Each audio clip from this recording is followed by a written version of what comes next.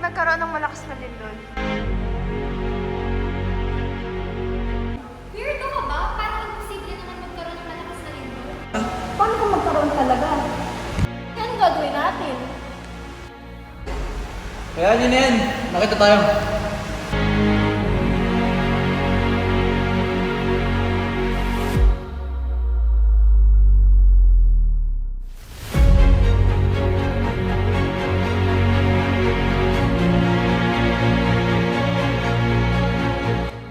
Uy, yung sound ah. Utang yan natin!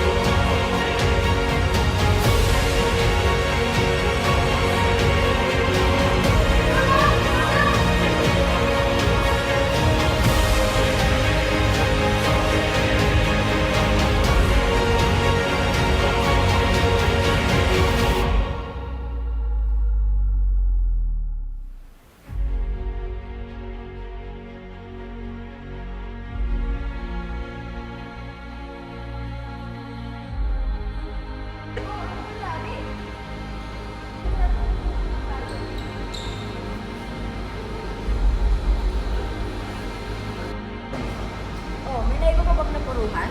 Kagaya ni Ayat? Ngunit huwag kayong makampante ha, kasi baka magkaroon pa rin tayo ng aftershock. Ano yung aftershock, Doc? Ang aftershock ay isang pagyanig ng lupa pagkatapos sa isang malaking lindol. Ganun po ba, Doc? Nakakalakot po naman. Kaya kailangan pa rin maging alerto.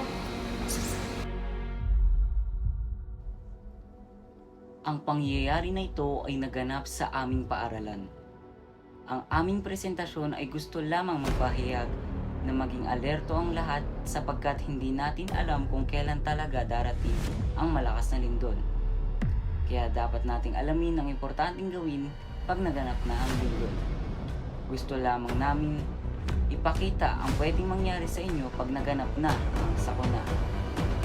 Ang grupong ito ay pinapangunahan ni Ayan De Castro, Rose Anongsin, Margaret Kagawan, Eunice Baldoria, Denise Dorado, Leia Sanchez, at inyong lingkod, JM Cunanan. Maraming salamat sa panonood at gusto lang naming sabihin na mag-ingat tayong lahat.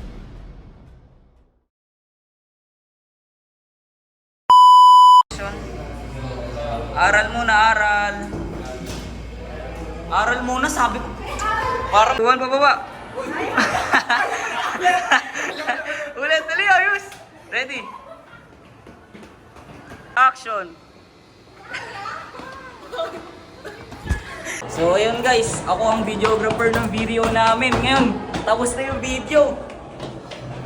Okay na, tapos lang. Kasi may grades na ulit. Ayun. Action! Baba yan, bilis!